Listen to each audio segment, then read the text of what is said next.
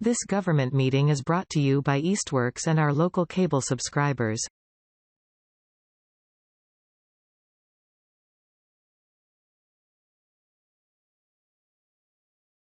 Okay, welcome to the City Council Ordinance Committee meeting of March 22nd. It is now 6:02, I believe, and we have all of our members present. This meeting is still being held remotely due to Governor Baker's extension of the open meeting law and remote participation. So I'd like to call this meeting to order. Welcome, everybody. We do have 2 sets of minutes to approve. Tom, I don't know if you're able to take a look at those, but I was able to look at them and I think we're good. So I'd be happy to entertain a motion to approve the minutes of March 3rd and March 8th. So moved. I second. Okay, we have a motion and a second. So any further discussion? Okay, seeing none. Councilor Rothschild. Aye. Councilor Peak. Aye. And I vote aye as well, so motion passes. Public speak time. Is there anyone from the public to speak on an item that is not currently on our agenda? And just to be forthcoming, the agenda is looking at the ordinances to add a position of executive assistant to the pay plan, vacant storefront ordinance, ordinance review committee's final report, and what we have going with the planning board, the zoning amendment. So anybody has anything to say on any of those that is not related to any of those, now's the time. And I think Cassie, you're here for the vacant storefront, so yeah, all right, cool.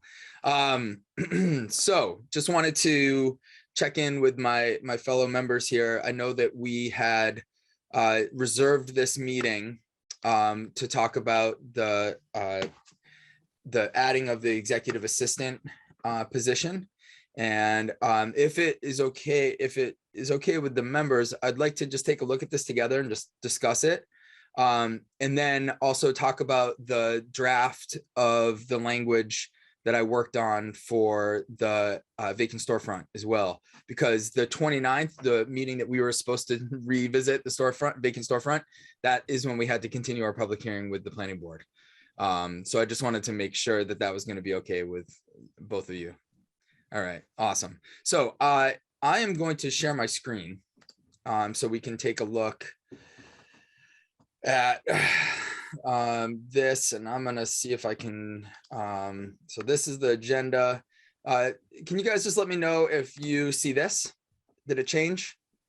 Yep. Okay, so you can see what I'm looking at here. Let me see if I can make this bigger. So the form, pay no attention to the formatting here. I imported this, so if we wanted to make any changes, we could. But I don't know if you all saw Mayor LaChapelle's introduction to this. It's basically, talking about how people had to kind of reimagine their jobs during COVID, and how it's been, retaining people and hiring people has been difficult as well. And so she felt that it was necessary to have an assistant to the mayor, and this is where we're at. And I think probably the best way to do this is to go through it in its totality, see if there's anything that we feel needs to be different or to be changed. I think, one of the primary focuses here is this anything that supplants the work that a mayor would traditionally do? I mean, I think that is going to be a pressing question from most people that look at this. Is this, going to supplant tasks that are traditionally the mayor's? So, just a thought there. So position purpose, executive assistant to the mayor serves as the office manager for the mayor's office and is responsible for providing a wide array of complex, diverse and confidential administrative and support services to the mayor in a highly sensitive, demanding, political and rapidly changing environment. The incumbent's work is characterized by involvement with broad citywide issues and interactions with other elected officials, constituents, representatives of a wide variety of community, civil and business groups, city management staff, and others on complex and sensitive matters. There's a lot of complex in there. Essential duties and responsibilities. The essential functions or duties listed below are intended only as illustrations for various types of work that may be performed. The omission of specific statements of duties does not exclude them from the position if the work is similar, related, or a logical assignment of the position.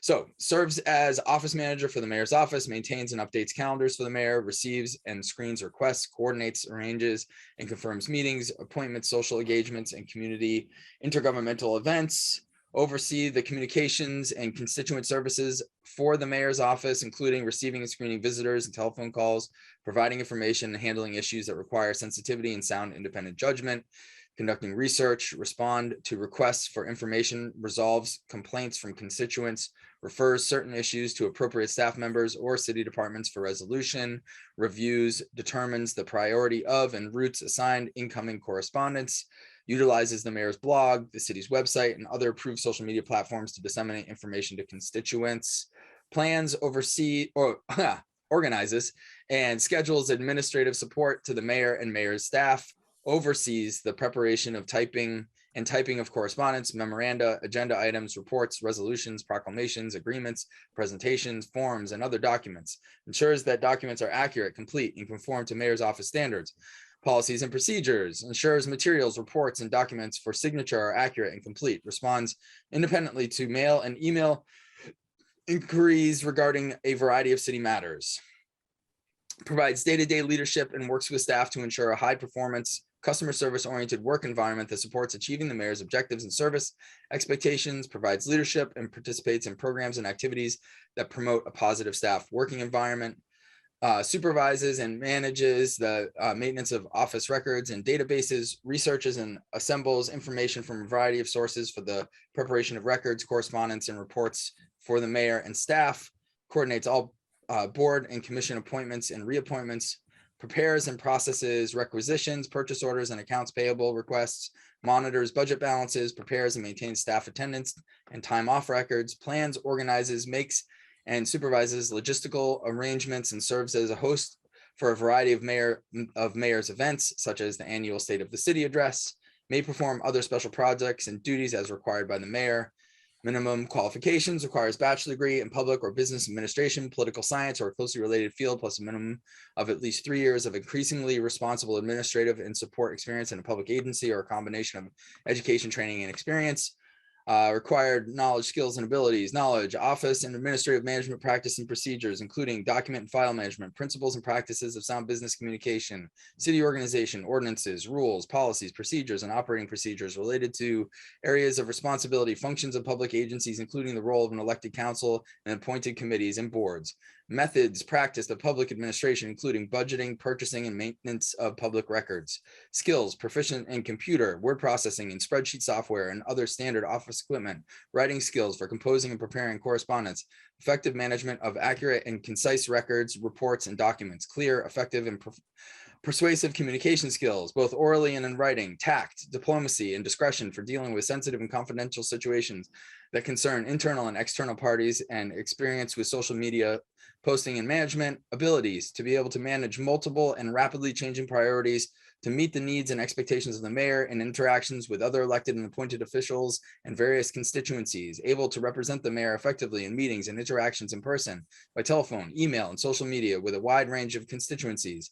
Able to establish and maintain highly effective working relationships with mayor, city council members, other elected and appointed officials, committee members, department heads and managers, staffs, residents, representatives of civic and community groups, the media, the public, and others encountered in the course of performing job duties. Supervision: this position performs varied administrative support and duties following established policies, procedures, and practices to conduct the normal functions of the mayor's office. Employees work under minimal supervision and in combination with others on topics and issues of a complex, diverse, and highly confidential nature. This position has no supervisory responsibilities. Work environment. The employee works under typical office conditions requiring managing multiple tasks and handling frequent interruptions. Work is required to occasionally attend meetings and events on behalf of the mayor outside of regular work hours and evenings and weekends. Physical demands. While performing job duties, the employee is regularly required to sit, bend, stand, walk, talk, or hear, both in person and telephone, use hands to finger, handle, and feel computers and standard business equipment, and reach with hands and arms. Specific vision abilities required by this job also include close vision and ability to adjust focus. Okay. So you guys want me to keep this up or should I stop the share? It's good to me either way. Okay. I'm just gonna, I'll pull it down. Can you just also email me the PDF or that, just so I can have it attached to the minutes? I'm sure I have it. but just so it's Yes. In fact, why don't I just share it with both of you right now? perfect. Then I can just attach it. Let's see. Okay, Tom. Okay, so you should get a message right now that I just shared it with you. I just want to jump into my agenda really quick. So really, you know, what is in our purview is to decide whether we want to amend the city ordinances to add the position of executive assistant to the pay plan. So that was the job description that the mayor wrote for the executive assistant. I think, you know, for us doing our due diligence, looking at that and making sure that we are comfortable with that before we recommend it to the full council, if we're going to add it to the pay plan, you know, I think that's why it came to us. So I just wanted to open it up and see what you guys thought. What is the current grade of the assistant position to the mayor? I don't know what the grade is. But I don't think What's the current position? Is it I think the current position, yeah, Omar, you want to take this Lindsay's one? here as well. If she wants to. Yeah. Office manager. Office manager. Okay. And do you know, I mean, it doesn't really matter what pay grade it is because we're not really establishing the pay grade at this moment. That I we're guess I just meant establishing whether we add it to the pay plan. Right. I guess I meant like what the position was more. I mean, an executive assistant makes more sense to me as a position in this than an office manager. Okay. I mean, it makes sense that we would have one. We asked the mayor to do, or very Mayor Strong City, we asked the mayor to do a lot. And that's just not possible without a really well qualified assistant. Yep. Tom, did you have a comment? I don't disagree with anything that Councilor Rothschild just said. The one thing I wanted to cover is we are establishing this at a particular point on the pay plan, right? So that's a good question. That's a question that I feel like once we decided to add this to the pay plan, then it would be sent to finance to determine where it would go on the pay plan. Like we wouldn't determine the grade just because we're not privy to that information. I feel like that would be probably make more sense for finance to. It says grade F in the letter, so. Oh, does it? Yeah, that's why I think we're asking about that. But yeah, I mean, my experience with state jobs is that the positions already exist, I imagine, and come with a grade. From my experience. Oh, okay. Yeah, I missed that. I'm sorry. Yeah. So I guess I don't know what the current grade is. Omar, do you know what the current grade is? He must be listening to the school committee. I mean, maybe he's coming back. I'm in both. Yeah. It's D. It's D. Yeah. So it would be a jump of 2 grades. So, okay. Yeah, and I think that is going to be probably one of the pieces of the discussion. And I almost feel like it would be good to have finance as part of that discussion. just because, you know, so we're not necessarily dealing with those particulars, but you know, as it stands right now, adding it for me seems like a logical step. So I think the financial implications will get worked out through finance and in the mayor's budget. You know, I think that if there wasn't funds for this, she probably wouldn't be putting it forward. Yeah, I mean,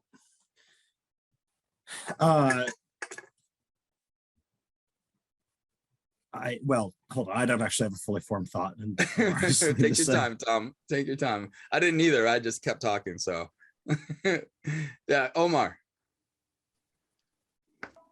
Perfect. Now that everybody's calling me, right? Let me just. I do agree with you, saying or with Lindsay when she said the mayor already is working about the and the budget. I guess because at the end of the day, when we approve at the finance committee level, basically what we do is the appropriation of and a few things. Let me start again with the budget to find out the budget is balanced and makes sense for the revenue that we're going to get for the next year, right? Mm-hmm. The appropriation the finance committee always look is finding out that we have the money and we're not going to run short in some accounts to appropriate the money. But at the end, who make the decision about what person is going to get paid, most of the time is going to be the mayor, because the mayor have the power of control the budget, right? That the mayor will put money in some places that the mayor will believe that money is the best way that we can use it. So I don't see, and this is my opinion, I don't see why this have to go to finance, because at the end of the day, who have to fund this position is the mayor. Right. Well, and when the budget process comes through with this as added, finance will look at it. The finance subcommittee will look at it. So, yeah, Tom, were you able to form your thought? Yeah, I mean, no, my only thing was I was just trying to pull up the pay plan to just sort of see where this was in comparison to like what are the other grade F positions. But I did find what, like, just from the finance minutes, you know, that grade F is depending on the number of years, it sort of goes between like roughly $30 to $39 an hour, which to me does not feel deeply unreasonable for a pretty demanding and important job. And it could constitute, you know, it's a pretty substantial raise from what Plan D is, but I feel like, again, in the interest of actually attracting and retaining talent, I don't personally have an issue with that. I think that that's kind of reasonable. I mean, I think that this is just kind of one of the realities. We talk about this a lot in finance committee, it's kind of one of the realities of, you know, working in municipal government right now is, you know, with just a tight labor market and inflation, you know, it's like we need to stay competitive with, you know, the rest of the labor market, at least with a good deal of the labor market. So I have no problem with this. Okay. Yeah, I mean, that seems reasonable. I like that. I like the logic, and I imagine that as the job stands now, a lot of those responsibilities are built in, and it's being underpaid. And yeah, that's sort of my suspicion as well. This will probably bring it back up to being, you know, fair. Do you mind if I actually just elaborate on this just a tiny bit? Yeah, please. So right now, grade D goes from $21.94 an hour to $28.80 an hour, and grade F goes from $30.16 an hour to $39.57 an hour. Given that we're talking about a single position, like, I actually think that from finance's point of view, like the fiscal ramifications of giving one person, what basically amounts to a $9 an hour raise at any given point in their career. So what, that's $18,000 a year. Mhm. I mean, it's a big deal maybe for that person, but for a city with a budget in the tens of millions, like I don't know if that's necessarily like, I think that we can establish this position in ordinance, and then the mayor has to decide whether it fits into the budget. But I actually don't know that this has to go to finance, provided that we feel that that seems like an appropriate compensation range for this position to exist in. Tom, whatever you're looking at, do you see the qualifications for a D versus an F? No, I'm just looking at what we passed. I can share it if you want. I mean, it's more just for me to know when we're talking with members of the public. Like, I know that any institution is only as good as the people working there, and you can only get a certain qualified people if you offer them, a living wage, and you compensate for what they're bringing to the table.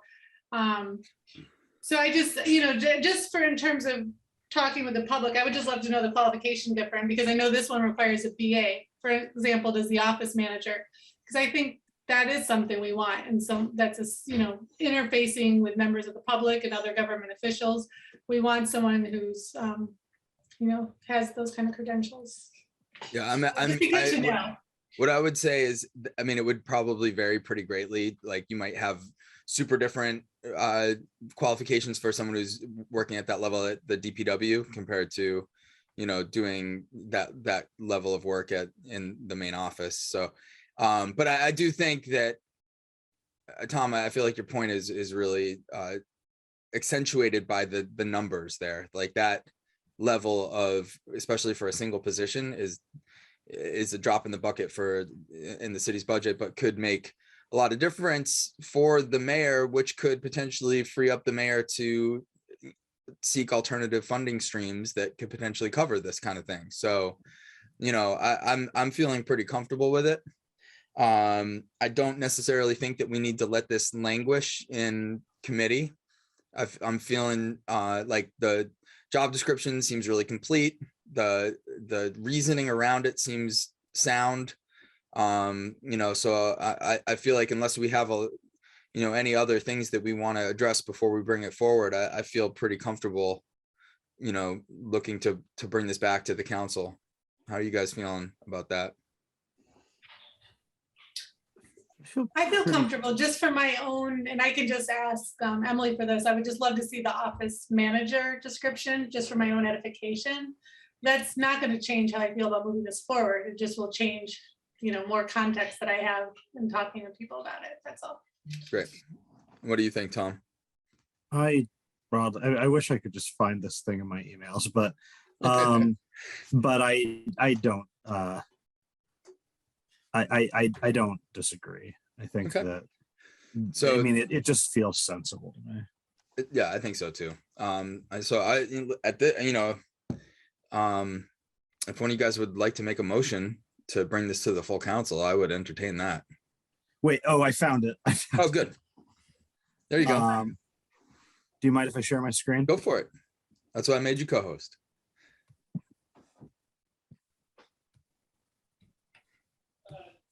So this doesn't show like the specific, but just to give you an idea, like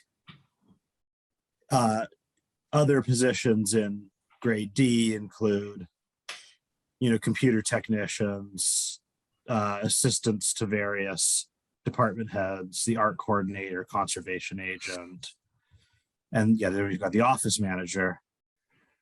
And at grade F, we're at the same level as the health agent, council agent, director, city clerk, principal assessor, community social worker, or public health nurse. And I don't want to say anything that could be perceived in a way of saying that, I value one worker more than another or anything like that. That's obvious. That's not how I feel. But just in terms of the level of responsibilities, I mean, if you're managing the mayor's schedule and being the face for tons of constituent situations and managing, I mean, like the assistant city clerk and the assistant treasurer, it's not part of their job to manage relationships with us, or like, I mean, I do feel like it's not to say that those jobs aren't super important. I just feel like it's a different level of responsibility. So I'm fine with this. That's all I needed to say. Sounds good.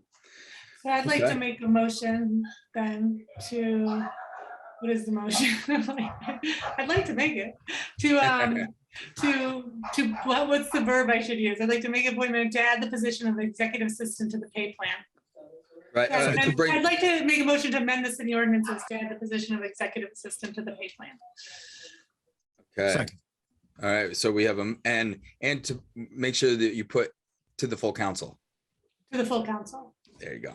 All right. So we have a motion and a second to send the position of executive assistant, adding that to the pay plan, to the full council. And Tom Peak. Aye. Lindsay Rothschild. Aye. And I vote aye as well. So what I will do is at our first meeting in person, I will bring this and we'll need to set a public hearing for this. So I'll bring this back to the council and set that public hearing. Awesome. Thank you. All right. Now we can move on to Vacant Storefront. And I don't know if you all had an opportunity to take a look at what I've done, but I can put it up on the screen. So we can kind of go through it together if that works for you guys. That'd be great. Okay, so let me just get this full screen. And I believe this is, okay, let's get this bigger. Can you see section 1 findings and purposes? Okay, so this is anything in blue is something I've added. Now, one thing I did not do was I did not record the changes where I changed bylaw to ordinance or it was some other form of a select board to city council. So I didn't do those.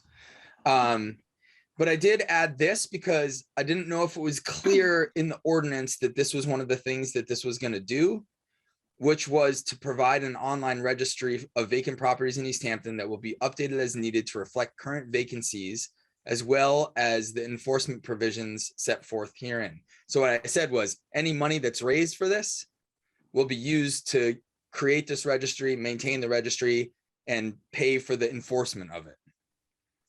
Because that wasn't said anywhere else.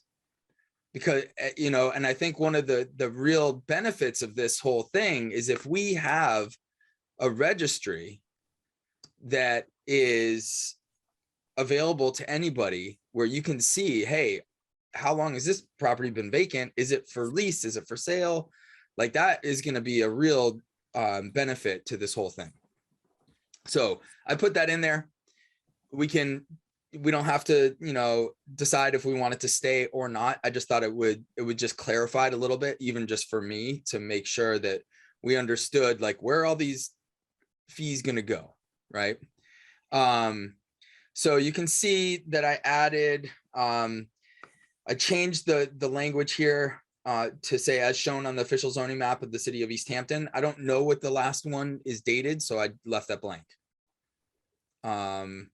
And then there is a couple of other changes that I made. You can see I left most of it pretty. Works of art for public benefit and viewing approved by the members of the Easthampton City Arts, hereby referred to as ECA. Because originally it was just kind of like a group of volunteers, or I can't remember the exact language. So it makes sense that ECA would do this. Now, again, I'm showing you this now. We have not checked in with ECA to see if this is something they would be willing to do.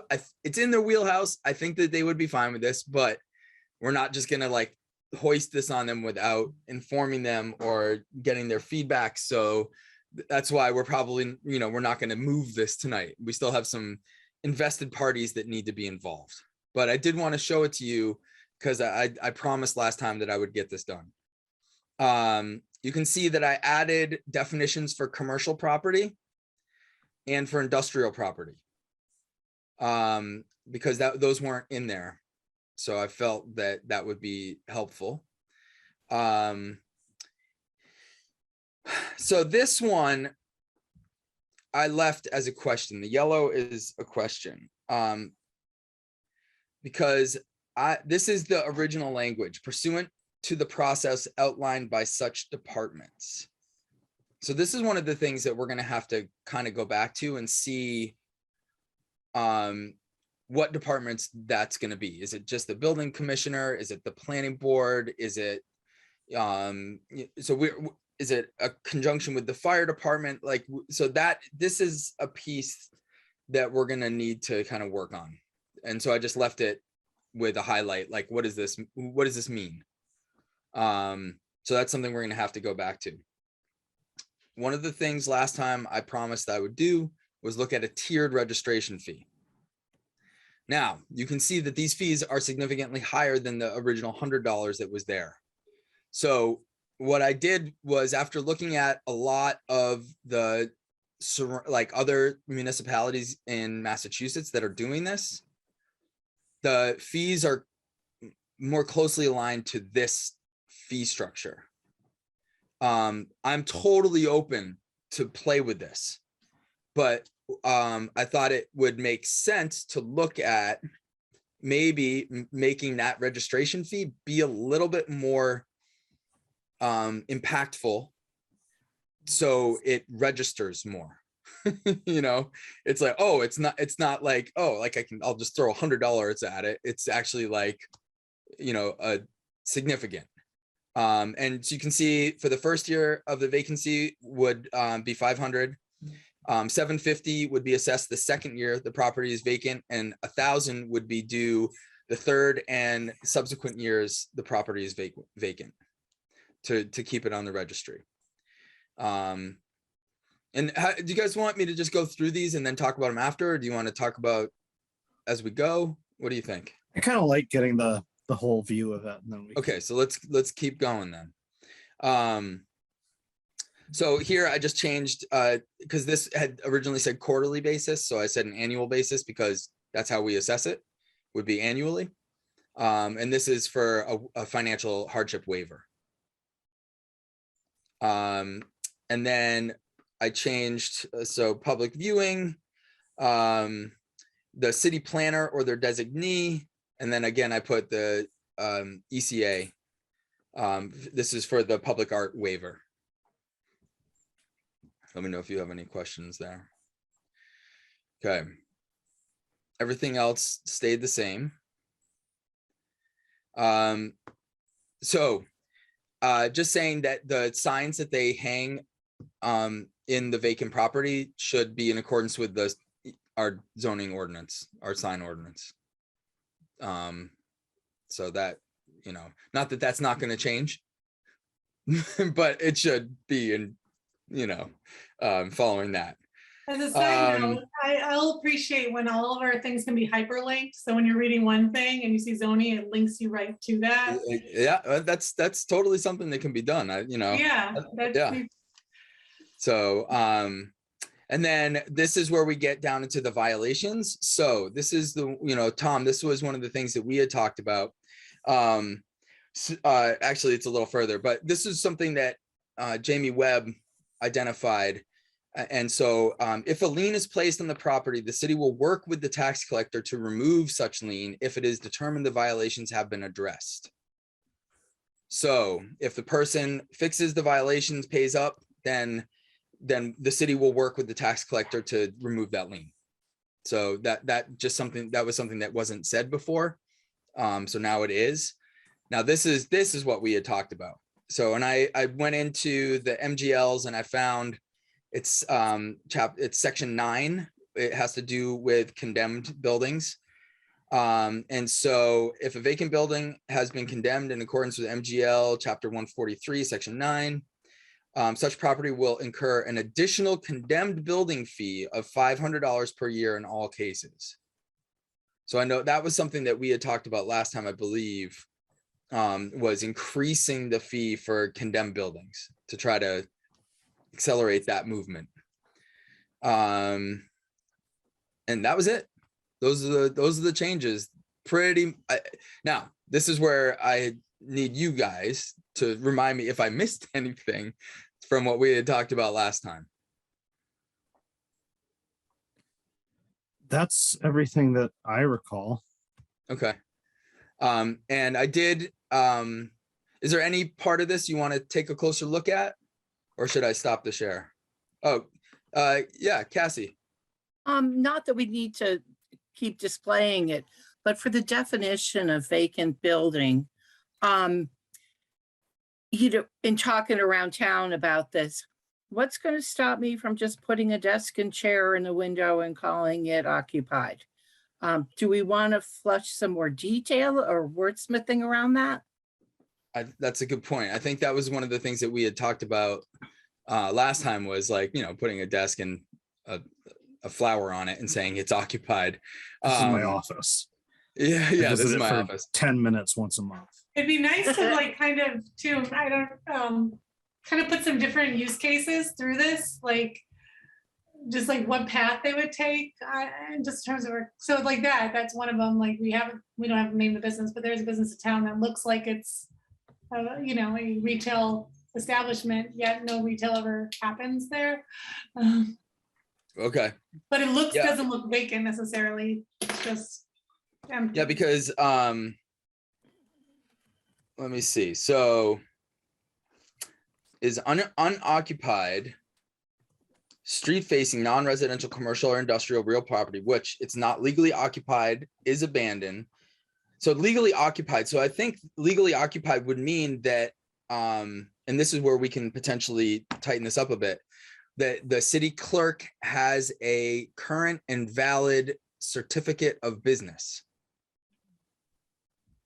Right? Wouldn't that be one of the ways that we would determine a valid business in the city of Easthampton?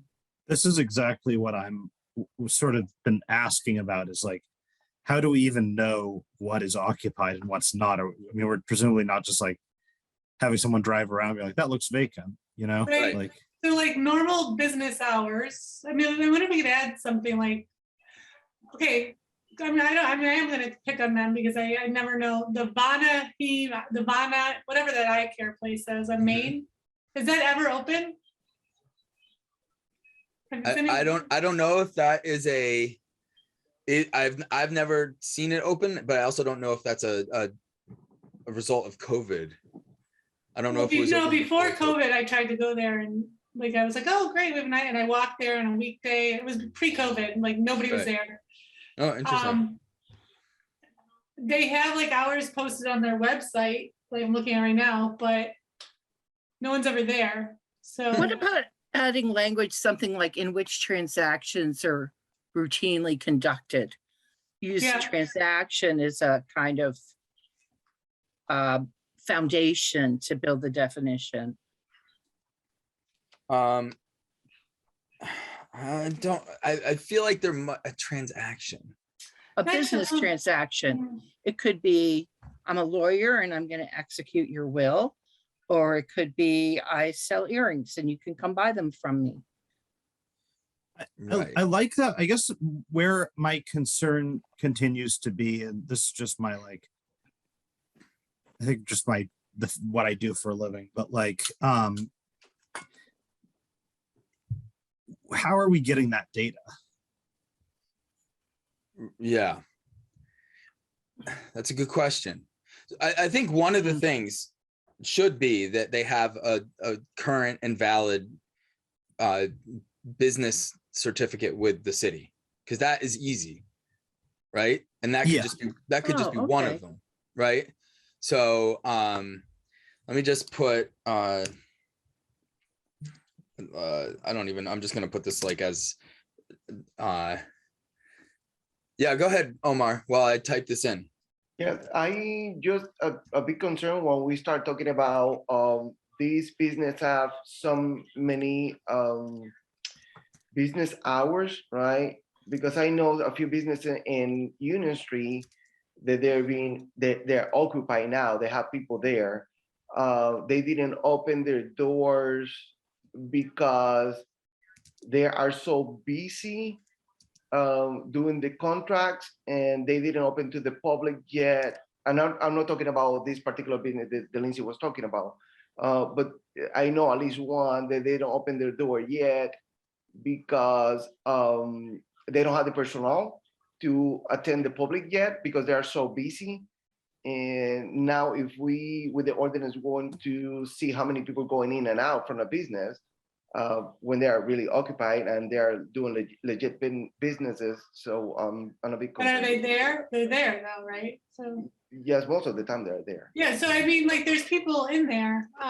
Yeah, I guess not regular business hours, but there has to be people there And sometime. they're there, yeah. So- Yeah, I mean, because I don't think we want to get into an area where we say it has to have a certain No. volume of business, or No, just because it no. might be a base for somebody, It could even be an internet, like eBay, like they're shipping or something. or recently we approved, cannabis delivery. So if someone wanted to have a storefront and run the cannabis delivery out of the back of, and they didn't have people coming in and out because they're not allowed. So, I think like this, so when we're looking at vacant building, does not have a current and valid business certificate with the city of Easthampton because if you're a business in Easthampton, you have to have a current and valid business certificate, right? like So that. that's at least like keeps someone from just putting their desk in a vacant space and being like, yeah, it's my office, because we'd need to see their business certificate.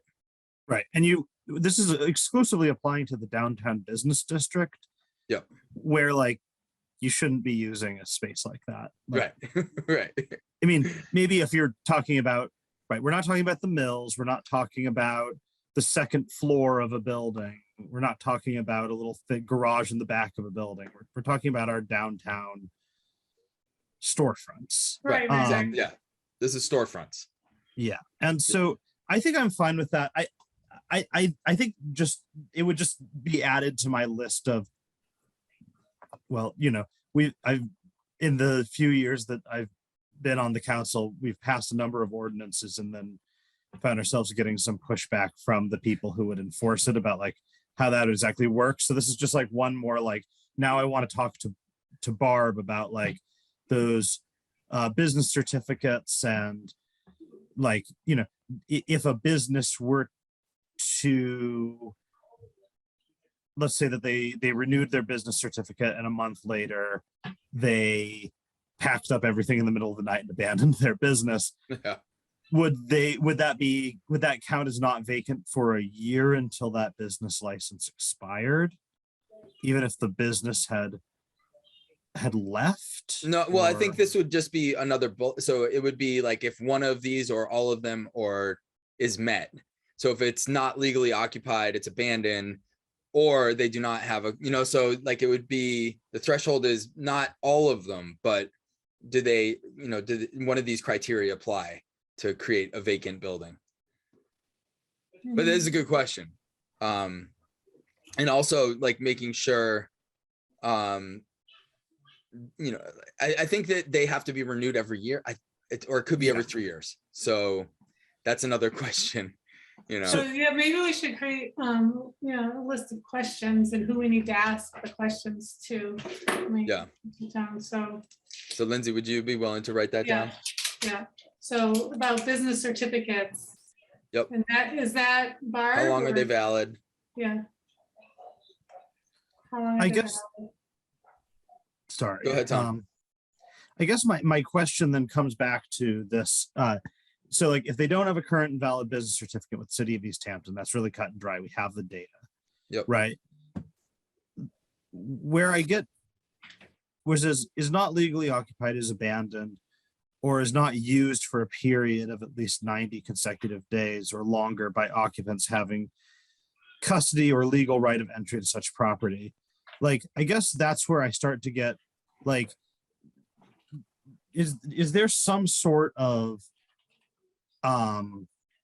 thing that happens somewhere that starts that clock for us? Is it just when someone notices it being vacant, or because that sounds like, I mean, who's doing that, right? Is it the police? Is it the building inspector? Is it just citizens calling in to say that? I just, that's where I'm, it's just a process thing right there, right? I just want to understand, like, okay, it's a 90 days. So if we say it's 90 days and they're like, oh no, this place has actually only been vacant for 75 days.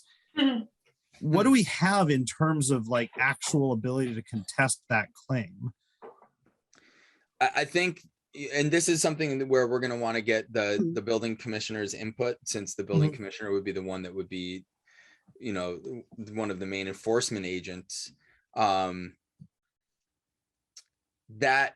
would probably be something that would be complaint driven, or just, since it's in downtown business, it might just be super obvious. And probably what would happen is the building commissioner would snap a picture with their phone on a date, and then, you know, go buy that property again in a month and do it again, and have a record of the fact that it was, you know, empty for 90 consecutive days. That's just like, that's me trying to process it out in my head. So it would probably be longer than 90 days, actually, Tom, because it would take, you know, it would take a while before people complained or it was noticed. Before someone noticed. So it'd be right. like a minute, so definitely would be, it was just documented 90 days. Right. Yeah. I mean, so here's, I guess, where, and again, I want to make sure I'm being a stickler about this, but I actually do think this is a good idea and I support it. I just, no, we need this. We need this, Tom. you know, we're talking about $500 and then it increasing from there. I could see potentially a building owner seeing that, okay, you now need to pay $500 for this, and like taking it to court. You know, even though it's probably going to cost them more than $500. Yeah. I could see someone just on the I could see principle someone of it. just not liking this, and suddenly the city's in small claims court. And if that happens, I just want to make sure that we have like a procedure here and a set of information. Like if the building inspector says, okay, I've been to, I went to this property on this date, took a picture, it's vacant. And then I went to this date, and they say, oh no, actually it's not vacant, we're just renovating the space or something. Like, how does that actually play out in terms of like how, that, I guess that's what I'm wondering. It's just, there's, I guess talking to the building inspector is probably the best way to go here. I'm a little nervous about it. It feels informal to me, that like, okay, so there's a complaint and then what? So I think that's a good point. I think one of the things that we can do is we can maybe pull up some of the other communities' ordinances for that specific piece to see what's been working, because, you know, I mean, let me see if I can, I think we have, so Cambridge was the big one, Arlington, Lowell, New Bedford are some of the ones that are, New Bedford has the one, they start at 500 and they go up to 3,000. But if we take a look at their specific language on that, I think that would be helpful. Another, you know, procedural piece is that, you know, as we bring in the stakeholders, I think it's going to be important to get their input, but this is also going to have to get vetted by the city attorney for sure. Yeah. So, you know, that's probably, once we get some of the stakeholder input, once we bounce some of these other municipalities that are in Massachusetts that have been using this, is another piece of that. You know, and one other thing that would fall on us that's kind of interesting is that if we do this, we can create an overlay district for the downtown business district. and it's called the Economic Assistance Coordinating Council, and create a certified vacant storefront district. And if we did that, Oh, is then this the state program? the state program, and we came up with some matching funds that they would, the state actually like pays for the administration and the enforcement of this stuff. So, Oh, you that's know, great. yeah. So Pays we an have some. It pays an incentive for businesses to rent in those areas. That's right. Yes. Yeah. Pays an incentive. Yep. So that could be really helpful too. But I think that those are really good points. So Lindsay, were there any other questions that as far as other than the building commissioner that we want to write down to get specific input? Was it just the city clerk? And the business certificates, I guess it's the business certificates and that's the city clerk, right? Yep. And then, yep, and the building commissioner, I think that's all that we have. Okay.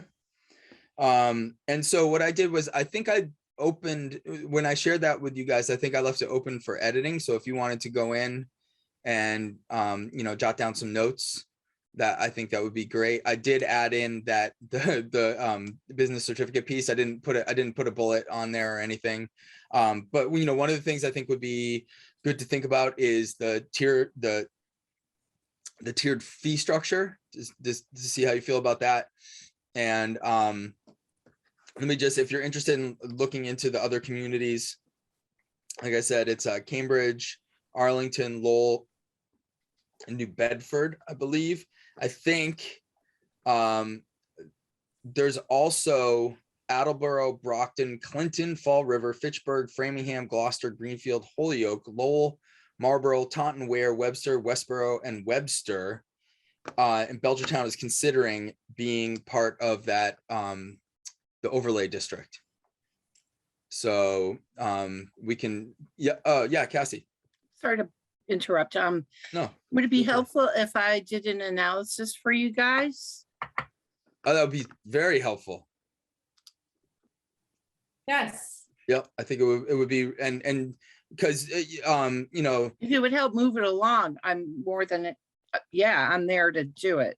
Okay, I think that would, and yeah, I think that would be really helpful for us.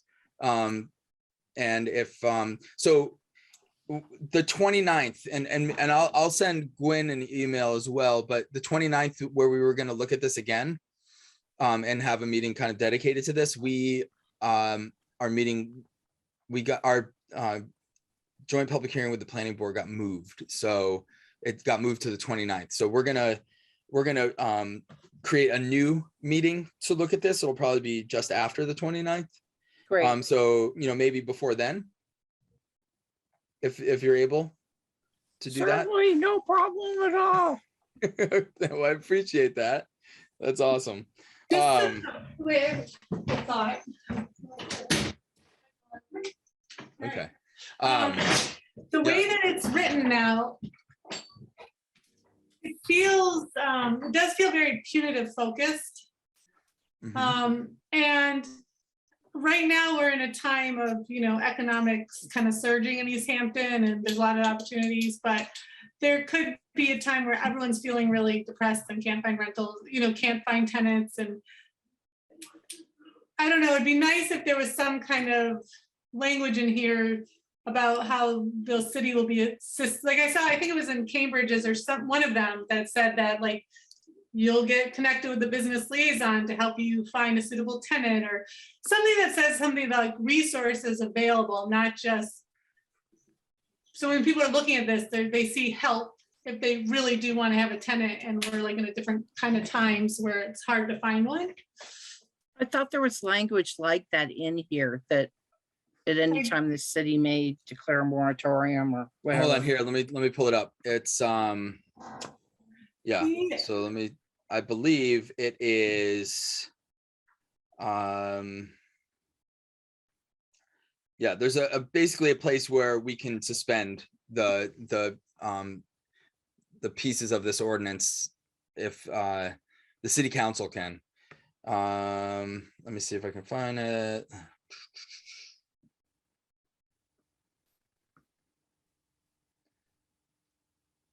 I guess I was thinking like maybe right, the city can, but I guess I'm thinking about as a person in town, like I'm imagining a situation where it's not intentionally vacant. They have a series of hard luck and then they read Yep. this ordinance and it just feels like, and now I have to pay $500, even though that, like if they're saying like at the time of registration, you can partner with business, you can get, as part of like getting the waiver, you can get these resources that like, if you're seeking and having trouble getting your place, I will have to find the language, but that there's some language in there that if you're approaching this and you're really in a bad way and you don't want it to be vacant, that it doesn't just feel punitive. Yeah, well, I mean, I think maybe what we can do is, so we have owners may apply for a waiver at the annual registration fee at the time of registration of a vacant property and upon the receipt of annual registration fee invoices each year thereafter. So maybe what we could offer is allowing them to be part of the registry and having their property on this registry, but waiving the fee because of, and that would be, up to the discretion of, whoever's reviewing that, which I believe is the city council, if I remember correctly. But I think that's a valid point, and it's like for those seeking, actively seeking tenants, I'll look. I saw it in one of the ordinances that I looked at. I'll see if I can find it again. Yep. Cassie, did you have something? Yeah, we talked about this in edict, and it was felt that it was important to really kind of uniformly administer the rules, so it didn't look like there was any kind of favoritism going on when of the landlords. But then we did really want to have this ability to have the fee waived. Mm-hmm. Yep. So Lindsay, why don't take a look at it, and if you have, I'll research that piece. Absolutely, and you have access to this, so you could type in some potential language, and then we can take a look at it the next time we convene on this. You shared a PDF version. Did you share I share it was a PDF? Yeah. Oh, well, I'll make sure that I share. I'll do it. Well, here, let me stop the share, and then I'll share it to you guys like right now. So that way you can edit it, and I'll make it editable. Okay. And okay, so you guys should have editor privileges now. So, all right, great. Any other thoughts before we adjourn? Oh, I have one quick thing on Sure. the ordinance review, which is just, did the two of you see my email about reworking the waste and refuse paragraph? Yes, I did. I liked it. I don't know if I responded, but I read it and I liked it. I might have been reading it on the run. So, well, I mean, I asked for us to not like deliberate on there anyway. So I just wanted to make sure that you had receipt of that. And that's been fun to write. Thank you for reminding me about that. The one thing I wanted to ask was, were we going to do a matrix of those?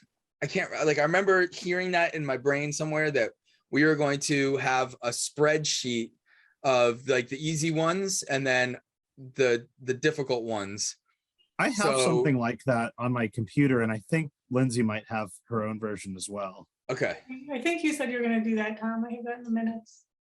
Okay, well, I have it, so I'll send it out right now. Like once in a while. All right, perfect. But, I figured that there's not a huge rush on that one, so I figured that we could take a look at these two that we had on our plate tonight, and then we'll get to that one the next time. And with the low, you were going to find out from Barb, I guess, Salem, about the ones that we already went through and made adjustments, the low hanging fruit ones. It was like if we could bundle them, right? Yeah. That was.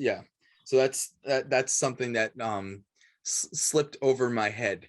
So I will definitely, I'll do that. I'll We're send all an doing the email best right we can. now. Yeah. I'll do that right now to make sure that that's okay. So, Okay. And then yeah. Cassie, what's the analysis you're doing on? I am going to identify the hardship clauses in the towns in Massachusetts with vacant storefront ordinances and bylaws. How's that? Okay. Awesome. I made Awesome. it up. and you know, it would be while you're doing, I don't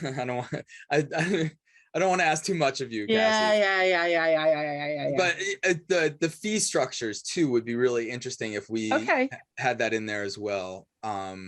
Yeah, Because I know in the email you sent me, we were pretty low. wicked. Yeah. Is there so anything else that's why anybody- that's why I boosted it up.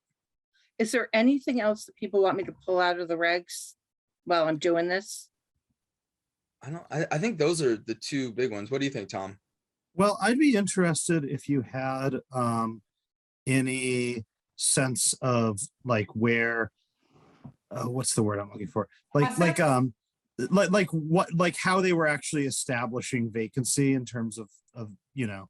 The definition of vacancy? Yeah, just and like- just like where the data is, that kind of thing. Did you mean Okay. the definition or like the process? Like just any both. kind of illuminating of the process, like if any city is very clear about their process. Okay. Yeah, I guess Well- that's really like what, because I know that when we bring this to city departments who are all, you know, overworked and underpaid, Overworked. like yeah. all of us, you know, the first thing you're going to say is like, well, how do you actually expect us to do this? And I just Yeah. want to have a good answer for them. Okay, Yeah.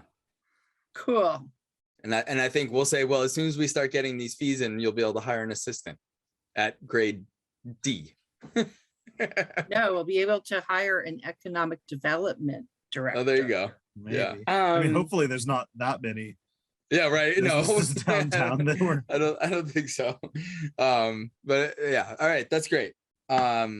So do you guys want to take a look? So we're meeting the 29th. Do you want to take a look at a date to kind of rekindle this and look at the other things that we have on our agenda too? Mhm. I think that'll push us into April. Yeah. Let me just see what I have for. Oh wait, I have us. Is that April 1st? Do I have us? No, that's public safety. That's a Friday. I have us. Oh wait, where am I? I was in March. Public safety. April 12th. I will be heading to Puerto Rico that evening. Oh, good for you. Oh, So, is that vacation? That's not It's vacation. the is it? next week, but in order to Okay. get tickets that were affordable, I had to leave the week before vacation. And the let me see. April 6th is our city council meeting. What about 5th, April 7th? April Like, 7th, I have April 7th open. Actually, I don't, sorry. Oh. Just kidding. Unless we did it earlier in the day. How about April? Can you guys do a Monday ever? Yeah, hockey Yeah, season's over, usually. so Okay. we can do April Like 11th, April 4th? April 4th. April 4th. Yeah, well, I guess I have a board meeting, sorry. I could do April 18th. No, April 11th, I mean. April 11th. April 11th. I think I could do April 11th. April 11th works for me. Okay. All right. So I'll set our next meeting to look at these for April 11th. So what I'll do is that should give us plenty of time to take a look at it and propose some edits if we need to. And Cassie, is April 11th enough time for you to look at those other cities? If you don't tell my company, no problem. Okay. Okay, so we'll do April 11th, 6 p.m. Sounds good. All right, I'll set that. And I think what I'll try to do is I'll try to invite, I'll make sure I invite some of the other members of the DIC, and I'll see if I can get the building commissioner to come in too. Okay, cool.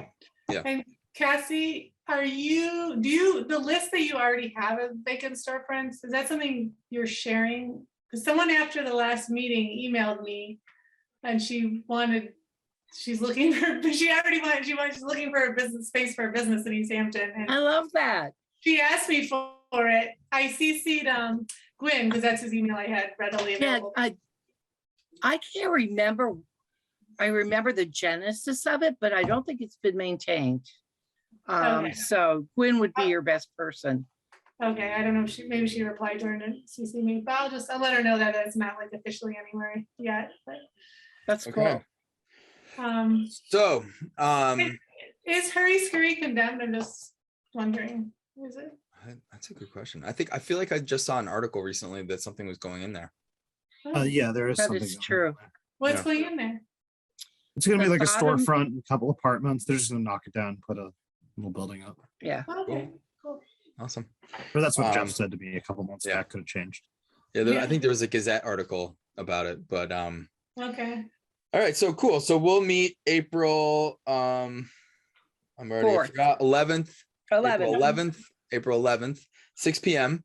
And I'd imagine we'll probably still be virtual at that point. So and I think committee meetings might stay virtual too, potentially. I don't know. But I think until we can figure out what hybrid's gonna look like in, Right. well, you know Yeah. what, this isn't the place to Yeah. deliberate. on Anyway. that anyway. anyway, so I would be happy to entertain a motion to adjourn. So moved. second, Okay, we motion in a second. Lindsay Rothschild, I. Tom Peak. Aye. I vote aye as well. Thanks, everybody. Appreciate your time. Have Hey, a great guys, one. thank you Thank you, so Kathy. much. Take care. Thank Sure. you. Take care. Good evening. Bye.